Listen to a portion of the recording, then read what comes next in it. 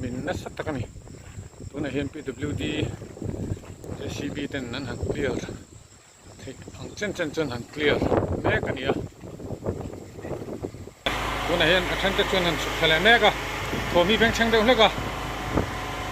hi amin na chu ni ta ni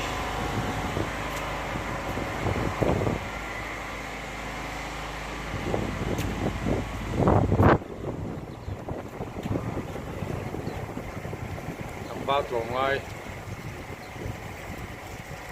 chụp xả còn bên nào thế cái này tuồng hào gel tên tiếng Nga tại hiện nay phil sao rất là hiện thì mình vừa gel cái đằng trước vừa ở những đều cái tí trong một con đâu này mà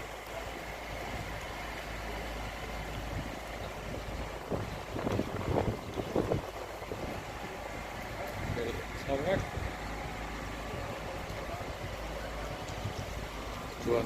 này tụi tuồng hào gel tên này nhớ tập việc chia thì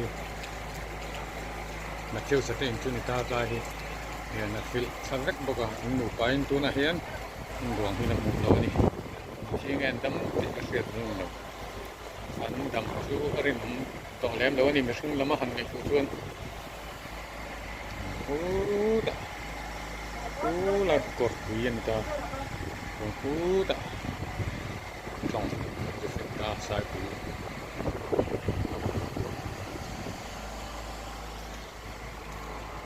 bao tổ mai cái chụp xa tay giao xa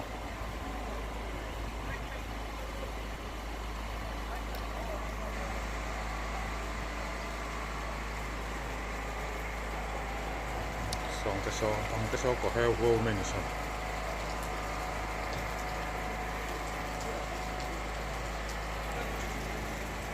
hiện tụi tuồng hào dễ là cái này mà chiêu sét đấy anh nhìn khác hiện cái lại trong áp here rồi mình chả hiện nol start hiện đã chân lặng thấy tên không mà sao hết